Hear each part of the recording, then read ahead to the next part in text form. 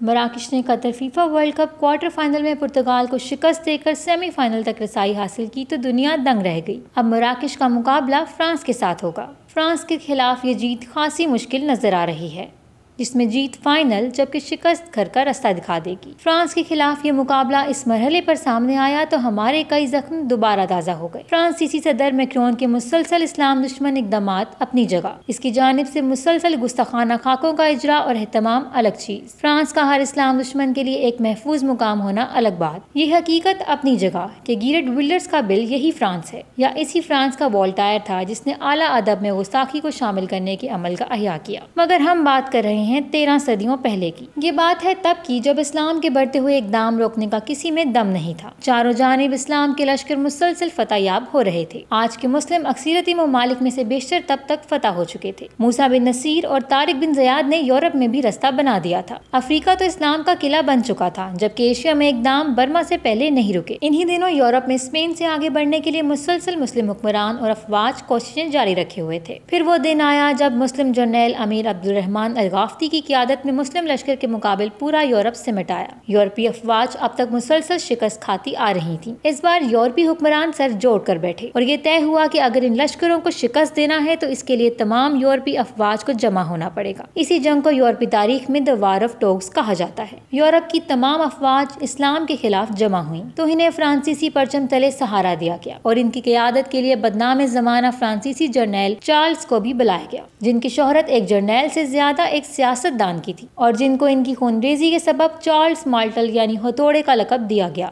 रवायती जंग का आगाज हुआ। तादाद में कई गुना ज्यादा होने के बावजूद यूरोपीय अफवाज के पांव उखड़ गए। मैदान मुसलमानों के नाम था। अमीर अब्दुल रहमान गाफकी घोड़े पर सवार होकर इस्लामी लश्कर का हौसला बढ़ा रहे थे। इसी दौरान इनको कई तीर आ टकराए और वह घोड़े से नीचे जमीन पर गिर गए। कायद के बगैर इस्लामी लश्कर पर एक मखसूस दबाव आ गया और मुसलमानों को पहली बार जंग में वाज़े शिकस्त हुई। इस जंग के बाद भी मुसलमानों ने कई बार इस जानिब हमला किया मगर 1 इंच जमीन भी फतह न कर सके। इसके बाद तुर्क हुक्मरानों बिलखसूस बायजीद यल्दरम ने यूरोप में कई फतूहात की मगर फ्रांस या इसकी गर्दोनवा में कभी कोई फतह न मिल सकी। एक तारीखी हकीकत ये भी है कि अब्दुल रहमान गाफकी का ताल्लुक इस शमाल मगरबी अफ्रीका से था जिसका एक हिस्सा मराकश भी है। इस मार्के को इस्लामी तारीख में मार्का बिलातल शोहदा जबकि यूरोपीय तारीख में द बैटल ऑफ टोग्स कहा जाता है। अब जब फ्रांस पर मुकाबला मराकश सेमीफाइनल खेला जाएगा तो ये अवामिल कम अज कम इस्लामी तारीख पर निगाह रखने वालों के मद्देनजर जरूर होंगे।